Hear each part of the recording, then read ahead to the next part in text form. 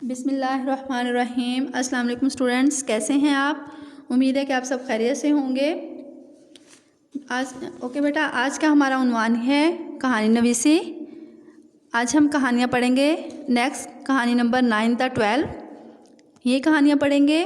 اس سے پہلے تھوڑا سا آپ کو بتاتے چلوں کہ کہانی کا تعلق چونکہ گزرے ہوئے زمانے سے ہوتا ہے، اس لیے کہانی کو ہمیشہ صیغہ ماضی میں لکھنا چاہیے۔ کہانی لکھتے وقت واقعات کی ترتیب کا خیال رکھیں، آگے کی بات پیچھے اور پیچھے کی بات آگے نہ لکھی جائے۔ کہانی کے 3 حصے ہوتے ہیں: آغاز، نقطہ عروج اور نتیجہ۔ ان کی ترتیب کا خاص خیال رکھنا چاہیے۔ کہانی کے اوپر عنوان ضرور لکھیں اور کہانی سے جو اخلاقی سبق حاصل ہوتا ہے اسے کہانی کے آخر میں اخلاقی سبق کا عنوان دے کر علیحدہ لکھیں۔ کہانی زیادہ مختصر بھی نہ ہو اور نہ ہی اتنی طویل ہو کہ وہ مضمون کی طرح لمبی ہو جائے۔ کہانی کے موضوع سے متعلق جو قصہ یاد ہو بے تکلف لکھ دینا چاہیے۔ یہ ضروری نہیں کہ ایک عنوان کے بارے میں صرف ایک ہی قصہ پابندی سے لکھا جائے، البتہ موضوع اور قصے کی مناسبت اور مطابقت ضروری ہے۔ جیسے کہ اتفاق میں برکت ایک مثال کے طور پہ کہانی جو بھی ہم نے پڑھی، اس میں بہت ساری کہانیاں آ سکتی ہیں۔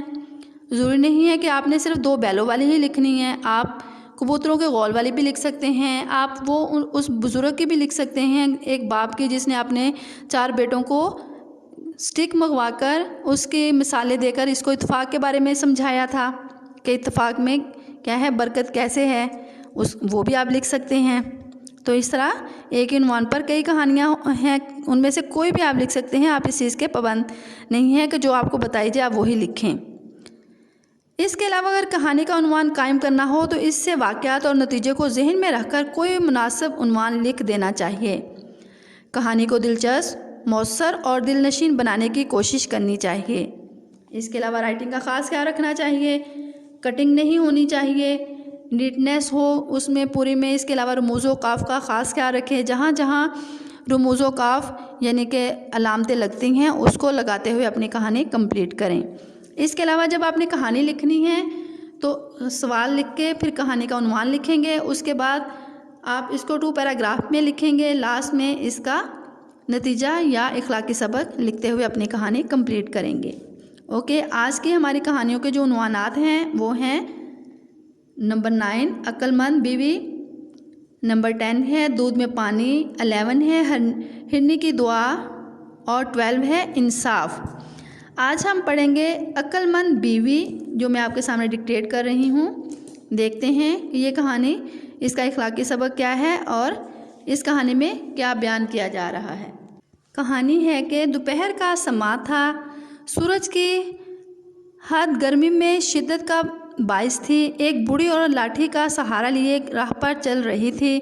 چلتے چلتے بازار میں ایک بازارہ کی دکان پر ٹھہر گئی۔ دکاندار نے تھکی ماندی بڑھیا کو پانی پلایا اور پھر گاہکوں کو کپڑا دکھانے لگا۔ بڑھیا بیٹھی دکاندار اور گاہکوں کے درمیان ہونے والی گفتگو سنتی رہی۔ جب گاہک چلے گئے تو بازار نے اپنے نوکر عمر ملازم کو مخاطب کرتے ہوئے کہا کہ یہ رکا گھر لے جاؤ اور گھر والوں سے کہنا کہ فلاں صندوق میں کپڑے کا ایک تھان پڑا ہے، وہ نکال دیں، گاہک کو دینا ہے۔ ملازم نے رکا لیا اور گھر کی طرف روانہ ہو گیا۔ بڑھیا بھی اٹھی اور ملازم کے پیچھے پیچھے تیزی سے چلی۔ جو ہی دکان سے فاصلہ زیادہ ہوا، اس نے ملازم کو آواز دی اور باتوں باتوں میں بازار کے گھر کا پتہ جان لیا۔ اچانک بڑھیا نے ملازم سے کہا، بیٹا میں تمہاری دکان پر نقدی کی پوٹلی بھول آئی ہوں، ذرا دوڑ کر جانا اور لے آنا، مبادا کوئی اور لے جائے۔ یہ رکا مجھے دو اور جلدی آنا، میں اسی جگہ کھڑی تیرا انتظار کرتی ہوں۔ ملازم بڑھیا کی دل فریب باتوں میں آ گیا اور دکان کی طرف واپس چل پڑا۔ ایسے موقع کو غنیمت جان کر بڑھیا بازار کے گھر آ پہنچی۔ بڑھیا نے کہا، یہ لو رکا، تمہارے خاوند نے بھیجا ہے اور جلدی سے فلاں فلاں صندوق میں سے تھان نکال کر دے دو، گاہک دکان پر انتظار کر رہے ہیں۔ بازار کی بیگم نے رکے کو رکھ لیا اور کہا، اے بڑھیا تو کون ہے؟ میں تجھے نہیں جانتی، اس لیے کپڑے کا تھان نہیں دوں گی۔ بڑھیا نے بہت زور دیا کہ میں دکان سے آ رہی ہوں، ملازم فارغ نہ تھے اس لیے مجھے ہی آنا پڑا۔ مگر بزاز کی سمجھدار بیوی پر کچھ اثر نہ ہوا۔ آخر بڑھیا نے کہا تھان نہیں دیتی تو یہ والا جو میں نے ابھی آپ کو رقعہ دیا ہے یہی واپس کر دو۔ تو اس نے کہا کہ دکان پر دے دوں گی، اسے جا کے پھر بتا دوں گی۔ بازار کی بیوی نے کہا رقعہ تو میرے خاوند نے بھیجا ہے، سو وہ میں نے رکھ لیا ہے، نہ تجھے دوں گی اور نہ ہی میں تھان دوں گی۔ بڑھیا نے سوچا کہ یہ دھوکے میں آنے والی نہیں، ملازم آ گیا تو بھید مکمل کھل جائے گا اور پولیس کی مار کھانا پڑے گی۔ یوں چپکے سے بھاگی اور پیچھے مڑ کر بھی نہ دیکھا۔ اس روز سارے شہر میں یہ خبر گردش کرتی ہوئی پہنچی کہ ایک گھٹنی شہر میں گھسی آئی ہے، اس کے مکروہ فریب سے بچنا۔ یوں سچ ہوا کہ عقل مندی بعض اوقات بڑے نقصان سے بچاؤ کا سبب بنتی ہے۔ سمجھدار بیوی خدا کی نعمت ہے اور راحت جان بھی ہے۔ ہر عورت کو مکروہ فریب سے بچنے کے لیے عقل کو استعمال میں لانا چاہیے، مبادا کوئی قریبی عورت گھر میں لوٹ آئے تو۔ یہ تھی کہانی۔ اس کا اخلاقی سبق ہے عقل کسی کی میراث نہیں۔ کہانی نمبر 2 ہے دودھ میں پانی۔ کسی پہاڑ کے دامن میں ایک گوالا رہتا تھا، اس کے پاس بہت سی گائیں تھیں۔ دن بھر گائیں گھاس چرتی رہتی، سورج غروب ہونے سے ذرا پہلے وہ ان کا دودھ دھوتا اور دودھ میں پانی ملا دیتا۔ پلے درجے کا بددیانت انسان تھا، نہ خدا کا خوف نہ رسوائی کا ڈر۔ پہاڑ کے دامن کے قریب ہی ایک قصبہ تھا جہاں وہ صبح شام دودھ لے کر آتا اور خالص دودھ کی صدا لگا کر اسے بیچ دیتا۔ وہاں سے ضرورت کی چیزیں خریدتا اور واپس چلا جاتا۔ گاہک اکثر شکایت کرتے کہ دودھ پتلا ہے، اس میں پانی نہ ملایا کرو، لیکن اس پر کوئی اثر نہ ہوتا۔ اس طرح ایک عرصہ بیت گیا۔ گاہک شکایتیں کرتے رہے اور گوالا روپے جمع کرتا رہا۔ اب وہ ایک امیر آدمی بن چکا تھا۔ ایک دن خدا کا کرنا ہوا کہ آسمان پر سیاہ بادل چھا گئے، ہر طرف اندھیرا ہی اندھیرا چھا گیا۔ تھوڑی ہی دیر میں موسلادھار بارش ہونے لگی۔ رات دن بارش ہوتی رہی، ہر طرف پانی ہی پانی ہو گیا۔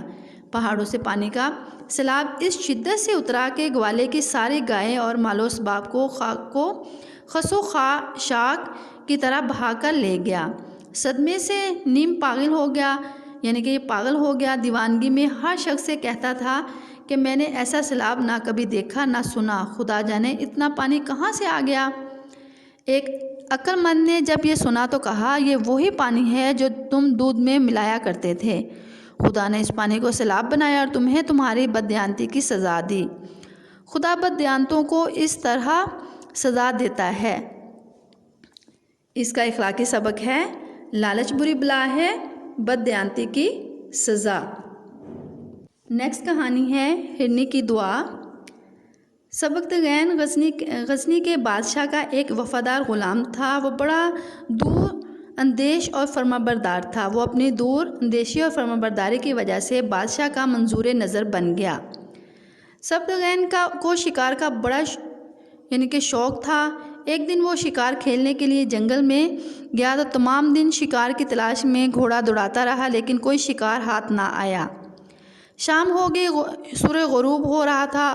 عالم مایوسی میں گھوڑے کی باغ شہر کی طرف موڑ دی۔ ناگہاں سبکتگین کی نظر ایک ہرنی کے بچے پر پڑی جو خوشی سے چونکڑیاں بھرتا ہوا بھاگ رہا تھا۔ سبکتگین نے گھوڑا اس کے پیچھے دوڑایا اور جلد ہی اس پر قابو پا لیا۔ ہرنی کے بچے کی ٹانگیں باندھی اور گھوڑے پر رکھ کر سوار ہو گیا۔ گھوڑا شہر کے قریب آ پہنچا۔ سبکتگین کو ایک سوگوار آواز سنائی دی۔ اس نے پیچھے مڑ کر دیکھا، ایک ہرنی اس کے پیچھے آ رہی تھی اور درد بھری نگاہوں سے اس کی طرف دیکھ رہی تھی۔ سبکتگین کو یقین ہو گیا کہ ہرنی اس بچے کی ماں ہے۔ ماں کی یہ محبت دیکھ کر اس کا دل نرم ہو گیا۔ اس نے اپنے دل میں کہا کہ میں بھی کتنا ظالم ہوں کہ ایک بے زبان کا دل دکھا رہا ہوں۔ یہ خیال آتے ہی اس نے گھوڑا روکا، ہرنی کے بچے کی ٹانگیں کھول دیں اور اسے زمین پر ڈال دیا۔ بچہ آزاد ہوتے ہی خوشی خوشی چوکڑیاں بھرتا ہوا اپنی ماں کے پاس پہنچ گیا۔ ہرنی اپنے بچے کو اپنے پاس دیکھ کر باغ باغ ہو گئی۔ وہ محبت سے اسے چومنے چاٹنے لگی اور کبھی کبھی سبکتگین کی طرف دیکھ کر آسمان کی طرف منہ اٹھاتی جیسے اپنے رب سے دعا مانگ رہی ہو۔ اس نے کچھ دیر بعد سبکتگین کی طرف شکر گزار نگاہوں سے دیکھا اور پھر چونکڑیاں بھرتی ہوئی جنگل کی طرف بھاگ گئی۔ اسی رات سبق دین کو خواب میں ایک بزرگ کی زیارت نصیب ہوئی۔ بزرگ نے ان کو بشارت دی کہ اللہ تعالیٰ تجھ سے بہت خوش ہوئے ہیں کیونکہ تو نے ایک بے زبان پر رحم کر کے اسے خوشی عطا کی ہے۔ تجھے اس نیکی کے بدلے میں غزنی کی بادشاہیت دی جائے گی۔ یہ عطا ہرنی کی دعا کا نتیجہ ہے۔ کچھ مدت بعد غزنی کا بادشاہ فوت ہو گیا اور سبق دین غزنی کا بادشاہ بن گیا۔ اس کہانی کا اخلاقی سبق ہے ہمدردی عبادت کی روح ہے۔ یہ تھی ہماری کہانیاں۔ 3 کہانیاں میں نے آپ کے سامنے ڈکٹیٹ کر دی ہیں۔ اس کے بعد لاسٹ کہانی ہے انصاف، جو کہ آپ خود اس کو اپنی بک سے پڑھیں گے، اوکے۔ اس میں سے کہانی نمبر 10 آپ اپنی نوٹس پر لکھیں گے اور باقی کہانی نمبر 9 سے لے کے 12 تک آپ یاد کریں گے، اوکے۔ اپنا ورک کمپلیٹ کیجیے گا۔ بیسٹ آف لک۔ اللہ حافظ۔